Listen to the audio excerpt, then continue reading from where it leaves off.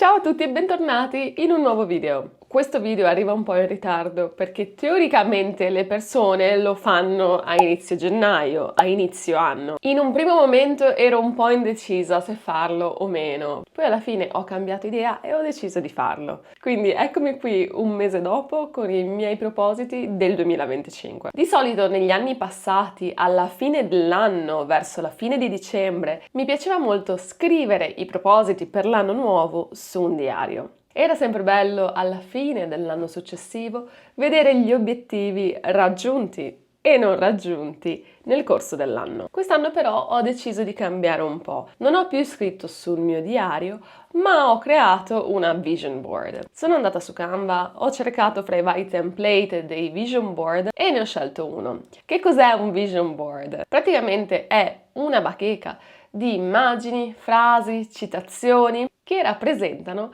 i nostri sogni, le nostre aspirazioni e i nostri obiettivi per l'anno a venire, o non necessariamente per l'anno, ma in generale. Io ho deciso di fare una vision board del 2025 proprio per visualizzare i miei obiettivi e i miei sogni. L'ho divisa in 4 sezioni: viaggi, salute, sport, lavoro e studio. Lavoro e studio sono nella stessa sezione. Nel mio video di oggi ho deciso di condividere con voi la mia vision board e parlare un po' dei miei propositi di quest'anno. Questo vi permetterà di praticare un po' di ascolto, di imparare qualche vocabolo nuovo e di conoscere un po' meglio le mie passioni. Qui di fronte a me ho il file che andrò ad analizzare insieme a voi. Come vedete, la prima pagina non poteva che essere la pagina sui viaggi. Sapete che amo viaggiare, ho sempre avuto la fortuna di poter viaggiare abbastanza.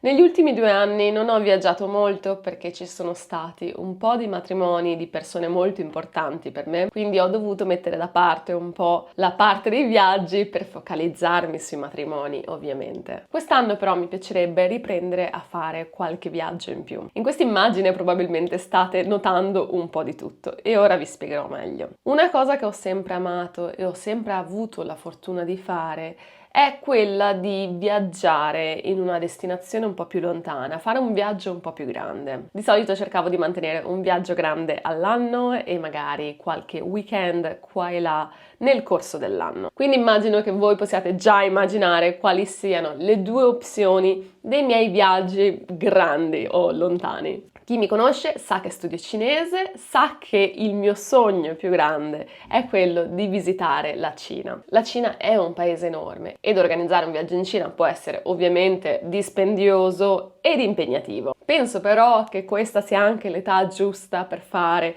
questo tipo di esperienza, quindi spero di avere la possibilità quest'anno o nei prossimi anni di realizzare questo viaggio. Essendo un viaggio che richiede molte cose, tempo, soldi, organizzazione, non so se effettivamente riuscirò a farlo già quest'anno. Mi piacerebbe provarci, ma se non dovessi riuscirci non ci sarebbe nessun problema, si può organizzare in un altro anno. La seconda opzione del viaggio grande a cui avevo pensato sarebbe quella di fare un road trip nella costa est degli Stati Uniti. Ho visitato molto gli Stati Uniti, dalla California all'Arizona, al Montana, all'Alabama, al Tennessee e molti altri. Mi manca però la costa est. Nella parte nord-est degli Stati Uniti sono stata soltanto a New York City.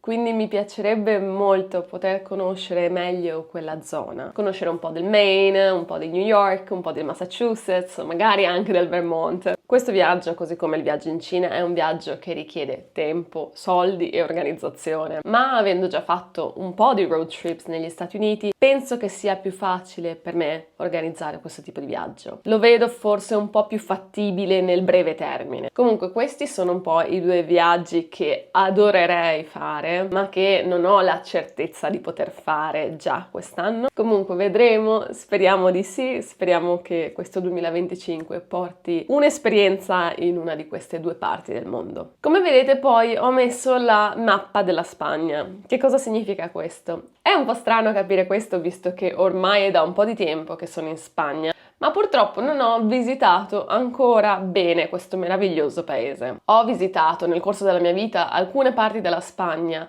ma in questi 3 anni non ho viaggiato molto all'interno di questo paese. Come vedete, infatti, ho messo la mappa della Spagna, ma senza avere una destinazione specifica. Sotto però c'è l'immagine di Siviglia, perché Siviglia per me è una priorità per quanto riguarda la Spagna. Se dovessi scegliere la prima città da visitare qui in Spagna, probabilmente sarebbe Siviglia. Dopo questo sono comunque flessibile, visitare qualsiasi regione sarebbe comunque un'esperienza entusiasmante. E come vedete c'è anche un'immagine della meravigliosa Napoli. In realtà sono già stata a Napoli diverse volte, ma ho regalato al mio ragazzo qualche giorno a Napoli. Io adoro questa città, quindi non vedo l'ora di poterci tornare. Passiamo adesso alla seconda pagina. La seconda pagina della mia bacheca è in merito alla salute. Qui vedrete delle cose un po' ovvie, ma cercherò di spiegarvele un po' più dettagliatamente. Come sapete, in Spagna gli orari sono un po' differenti. Di solito la cena è verso le 9 o le 9:30. Io personalmente amo cenare presto. Se fosse per me, io cenerei tutte le sere alle 7, 7:30. Questo purtroppo però non è facile e non è spesso possibile. Di solito fra le lezioni, il montaggio video e altri progetti finisco di lavorare verso le 7. Quindi cenare alle 7, 7:30 non lo vedo così semplice. In ogni modo vorrei comunque poter cenare verso le 8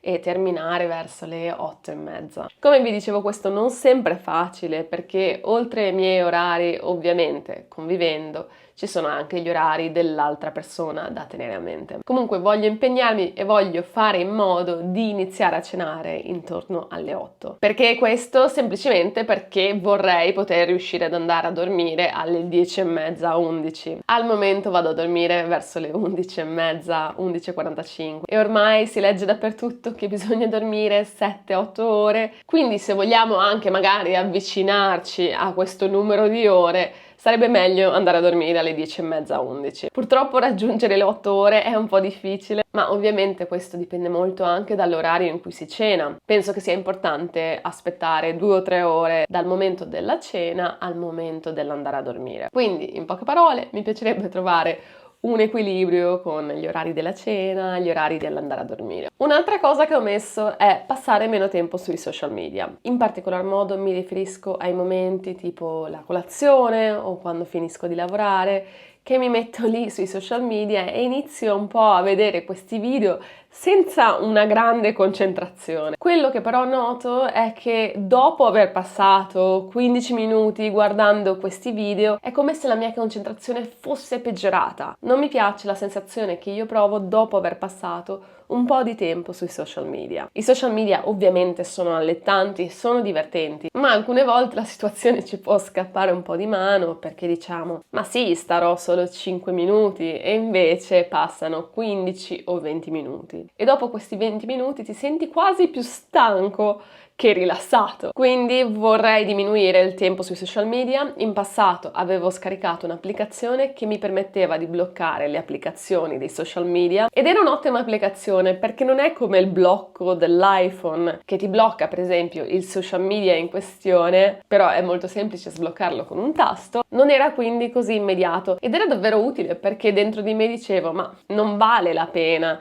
andare nell'altra applicazione, cambiare le impostazioni, ritornare sul social, ci mettevo un po' di tempo e questo in realtà mi serviva a non usare l'applicazione social. Continuiamo con gli altri propositi o abitudini che voglio cambiare. Una di queste sarebbe ridurre le bevande alcoliche. E se avete visto i miei vlog sapete a che cosa mi riferisco. Mi riferisco in particolar modo al vino. Messo lì così sembra che io beva vino tutto il giorno, in realtà no, però devo ammettere che bevo 1 o 2 bicchieri di vino ogni volta a cena. Non è qualcosa che voglio completamente eliminare, ma che mi piacerebbe ridurre. Magari bermi il mio bicchiere di vino un giorno sì, un giorno no, oppure 2 giorni no e 1 sì. Quindi semplicemente ridurre un po' i giorni in cui bevo il vino a cena, perché ho notato che comunque ha anche un effetto su come riposo. Continuiamo, l'altra abitudine che voglio includere è aumentare la frutta nella mia dieta. Mi è sempre piaciuta molto la frutta, ma non so perché, per un motivo o per un altro, negli ultimi anni non la sto mangiando tanto. Visto che sono una persona che soffre spesso di raffreddore, mal di gola e sintomi influenzali, piuttosto che riempirmi di medicine, mi piacerebbe provare a prevenire questo con una migliore alimentazione e sicuramente un ottimo modo per farlo è includendo più frutta. Ho iniziato bene con questo proposito, quindi per il momento sono contenta. L'ultimo proposito della salute è quello di migliorare la respirazione. Purtroppo ho un livello molto alto di allergia all'acaro della polvere. Devo prendere l'antistaminico tutti i giorni, cosa di cui non sono felice ma che purtroppo è necessaria. Ovviamente mi è stata prescritta dal medico. Nonostante ciò, alcuni sintomi, quelli per fortuna meno pericolosi, rimangono. Uno di questi che noto maggiormente è quello della respirazione dal naso. Ho notato che per me la respirazione dal naso non è così semplice anche quando faccio sport ed è qualcosa che vorrei cercare di migliorare proprio perché migliorerebbe la mia performance sportiva, migliorerebbe un po' in generale la qualità del mio stato fisico. Non so se è possibile rimuovere questo sintomo in quanto è dovuto ad un'allergia, ma sicuramente mi piacerebbe informarmi di più in merito e cercare di capire se ci sono delle misure che io posso prendere per migliorare la mia respirazione. Allo stesso tempo mi piacerebbe fare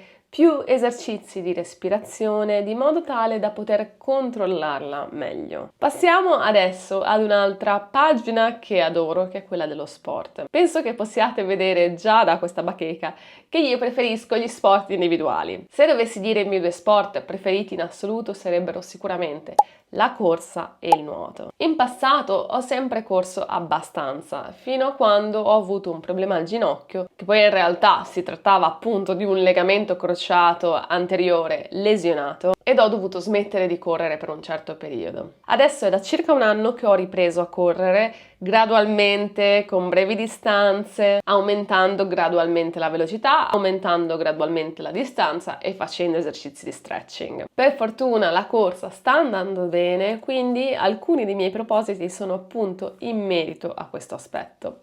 Innanzitutto mi piacerebbe fare una mezza maratona a cui mi sono iscritta e sarà in aprile. Questa sarà la mia prima mezza maratona e non vedo l'ora di farla. Parlando di corsa, come vedete ho scritto correre ad un ritmo di 4 minuti e 45 secondi o 4 minuti e 50 secondi per chilometro. Al momento il mio ritmo sulla distanza breve, quindi sui 5 km, è più o meno tra i 5 minuti per chilometro e i 5 minuti e 15 secondi per chilometro. Per quanto riguarda le lunghe distanze, al momento la mia velocità è di circa 5 minuti e 30 secondi e mi piacerebbe ridurre anche lì la velocità, il mio ritmo attuale dei 5 km. Questa è la velocità a cui correvo prima di avere problemi al ginocchio, quindi mi piacerebbe ritornare ad avere questo ritmo. Ovviamente per ritornare ad avere questo ritmo e per evitare lesioni o dolori vari è molto importante fare un allenamento di forza. Qui ho messo leggero perché io non amo gli allenamenti di forza. Non mi piace andare in palestra purtroppo, ma ovviamente è necessario. Se a una persona piace correre, è necessario comunque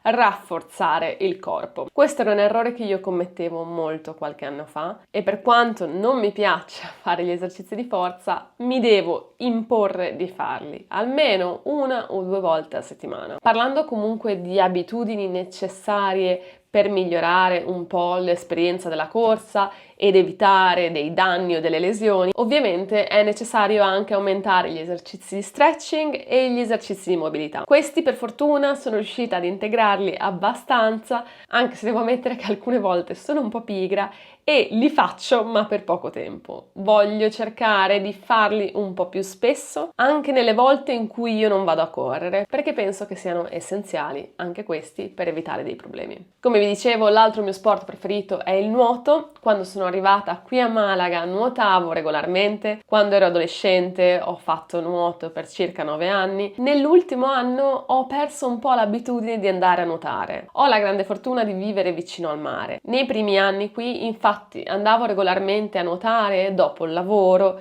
e nuotavo 20-30 minuti, magari 4-5 volte a settimana. Questo semplicemente perché mi piaceva la sensazione, era qualcosa che mi rilassava e mi faceva stare bene. Tutto quello che voi vedete qui in realtà lo faccio perché mi rilassa e mi fa stare bene. Ovviamente anche perché è importante per la salute, ma principalmente faccio questo perché davvero amo fare questo e mi fa stare bene. Come vi dicevo, quindi nell'ultimo anno ho perso un po' l'abitudine di nuotare e vorrei poterla riprendere quest'anno e nuotare un po' più spesso. E parlando di qualcosa che vorrei reintegrare all'interno del mio anno sportivo, c'è lo sci. Ho iniziato a sciare a 5-6 anni e grazie a mio padre ho potuto imparare a sciare abbastanza bene. Negli ultimi 10 o 15 anni purtroppo però ho diminuito notevolmente le volte in cui vado a sciare. Un po' per l'attrezzatura, un po' perché le montagne non sono così vicine, un po' perché sciare sta diventando sempre più caro. Per questi motivi non sono più andata a sciare per un po' di tempo. A fine dell'anno scorso sono ritornata dopo 4-5 anni che non andavo ed ovviamente la sensazione è sempre meravigliosa. Ecco perché mi piacerebbe mantenere almeno un appuntamento annuale con lo sci,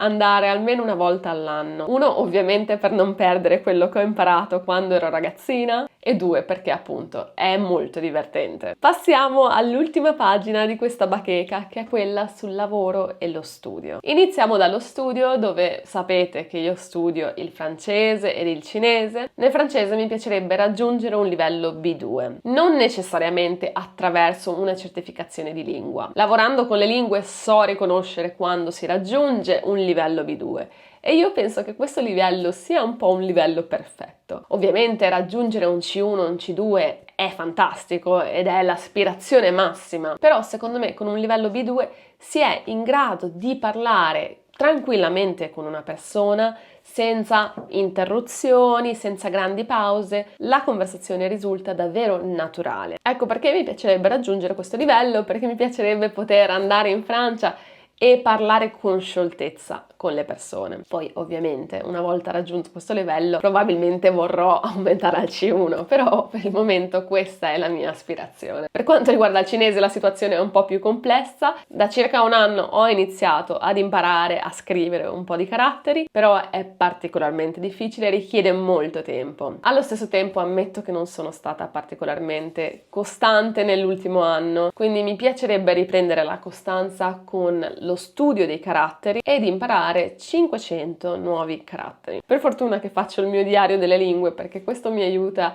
a ricordare quanto già ho imparato. Per quanto riguarda il lavoro, ho messo conoscere più gente nel mio settore. Quando parlo del mio settore, in questo caso mi sto riferendo al settore della creazione di contenuti, al settore della tecnologia. Ho già amici e amiche qui che insegnano, quindi su questo punto di vista devo dire che ho la possibilità di confrontarmi con loro, parlare con loro ed è molto utile. Non conosco però ancora nessuno nel mondo della creazione dei contenuti o della tecnologia, quindi mi piacerebbe magari iniziare a partecipare a dei workshop o a delle conferenze su questi temi ed avere la possibilità di conoscere altre persone che fanno questo stesso lavoro. Mi piacerebbe condividere idee, progetti con qualcuno qui a Malaga che appunto conosca questo settore e che sia inserito in questo settore. Quello che voglio cercare di fare è quindi andare a più eventi e cercare di conoscere più persone che facciano lo stesso lavoro. Parlando sempre un po' di questo aspetto del mio lavoro, mi piacerebbe